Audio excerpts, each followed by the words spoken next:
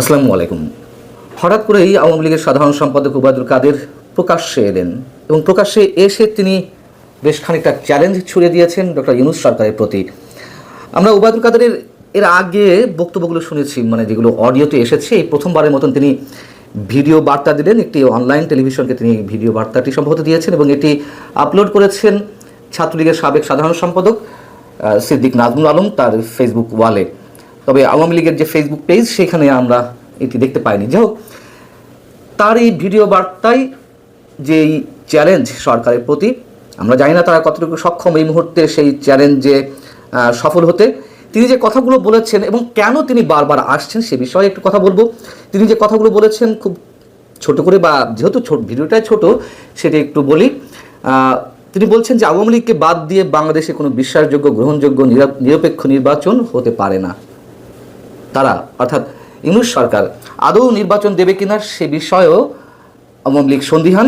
নির্বাচনের নামে তাদের যে অ্যালায়েন্স, অর্থাৎ সবাইকে নিয়ে যে একটা ঐকমত্য গড়ে তোলার চেষ্টা চলছে, সেটি টিকবে না এমনটাই তিনি দাবি করছেন। এবং সংস্কারের নামে পুরো জাতিকে বিভ্রান্ত করছে এই সরকার।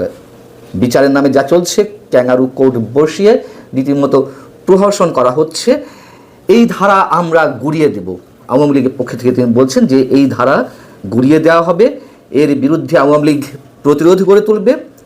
এবং তিনি দাবি করছেন যে আওয়ামী লীগের জনসমর্থন বাংলাদেশে 50%, এবং সেই জনসমর্থন দিনে দিনে বাড়ছে। সেই দলকে বাদ দিয়ে বাংলাদেশে কোনো ইনক্লুসিভ নির্বাচন হতে পারে না এবং আওয়ামী লীগও সেই নির্বাচন হতে দেবে না, এরকম তিনি চ্যালেঞ্জ ছুড়ে দিয়েছেন। তবে যে কথাগুলো বলেছেন, যদি বাস্তবতা শুনতে খারাপ লাগতে পারে, যে দেখতে ভালো না তার চলন বাঁকা, এই ধরনের কথা তো প্রবাদ আকারে আছেই। তবে কথাগুলো একেবারে নিশ্চয়ই অমূলক কিছু নয় এবং সেটি বিএনপির পক্ষ থেকেও নানানভাবে প্রতিফলিত হচ্ছে তাদের বক্তব্যে। এখন প্রশ্ন হচ্ছে, কেন ওবায়দুল কাদের, বারবার কেন ওবায়দুল কাদের? বেশ কয়েকটি অডিও বার্তা এর মধ্যে আমরা পেয়েছি, এই প্রথম তার ভিডিও বার্তা বা ভিডিও সাক্ষাৎকার। আওয়ামী লীগ সংগঠিত হচ্ছে এটি নানানভাবে শোনা যাচ্ছে। তারা মাঝে মাঝে বিশাল বিশাল আওয়াজ দিচ্ছে, এটা করবে সেটা করবে, কিন্তু বাস্তবে যদিও তেমন কিছু দেখা যাচ্ছে না, তবে সংগঠিত তারা হচ্ছে, এটা বাস্তবতা।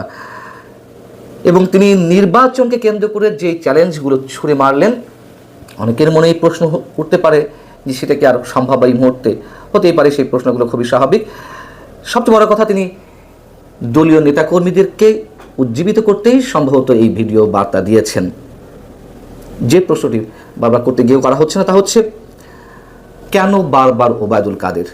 ওবায়দুল কাদেরের নিজের একটি গ্রুপ ছিল আওয়ামী লীগের মধ্যে, এটা আমরা জানি, তার ভক্ত অনুসারী থাকতে পারে, কিন্তু আওয়ামী লীগের তৃণমূলের নেতাকর্মীদের অধিকাংশই তো তার উপরে ত্যক্ত, বিরক্ত, যার প্রতিফলন আমরা দেখেছিলাম 5 আগস্ট আওয়ামী সরকার পতনের দুদিন আগে, যখন সাবেক ছাত্রলীগের নেতাকর্মীদের ডেকে একটি বৈঠক করার চেষ্টা করছিলেন কীভাবে সেই কোটা বিরোধী আন্দোলন বা বৈষম্য বিরোধী আন্দোলনকে প্রতিরোধ করা যায়। সেখানেই তিনি ভুয়া ভুয়া চিৎকারে জর্জরিত হয়ে পড়েছিলেন। একটা পর্যায়ে তিনি সেই বৈঠক থেকে চলে যেতে বাধ্য হন, বৈঠকটি আর শেষমেশ হতে পারেনি।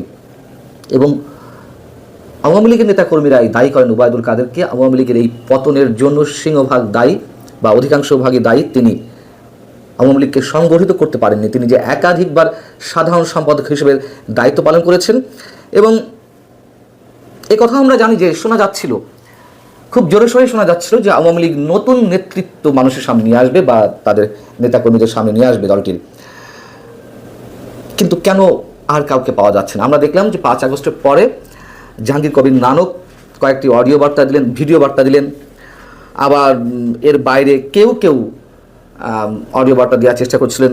এখন যদিও অনেকে বিভিন্ন ধরনের টকশোতে অংশ নিচ্ছেন, টকশো বলতে দেশের বাইরে যারা থাকেন বাংলাদেশের, তারা নানান ধরনের টকশো করছেন, সেই জায়গাগুলোতে আওয়ামী লীগ নেতাদেরকে দেখা যায়।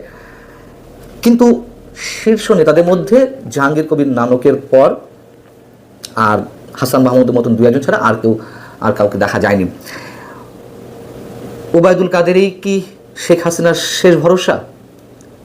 নতুন যে মুখগুলো সামনে আনার কথা ছিল, তারা কেউ রাজি হচ্ছেন না আসতে এই মুহূর্তে হাল ধরতে, নাকি শেখ হাসিনা অন্য কারোর প্রতি আস্থা রাখতে পারছেন না?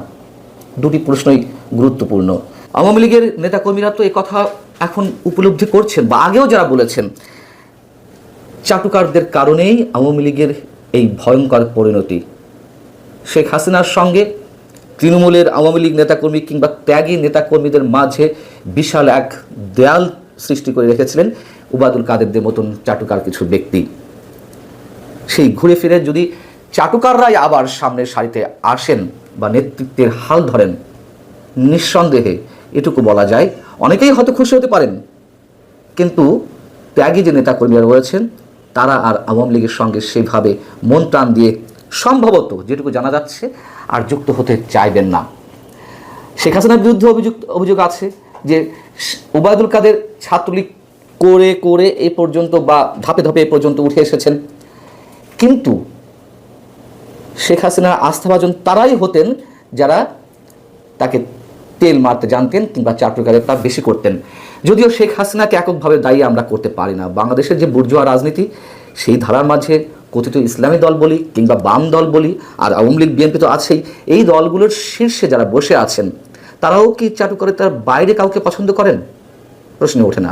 সবারই চরিত্র একই ধরনের, এবং আমাদের মতো কিছু মানুষ সতর্ক করার চেষ্টা করেন, কিছু বলার চেষ্টা করেন, কিন্তু তাদের কথা শোনা নিশ্চয়ই প্রয়োজন মনে করেন না এই দলগুলোর নেতৃত্বে বা কর্তৃত্বে যারা আছেন।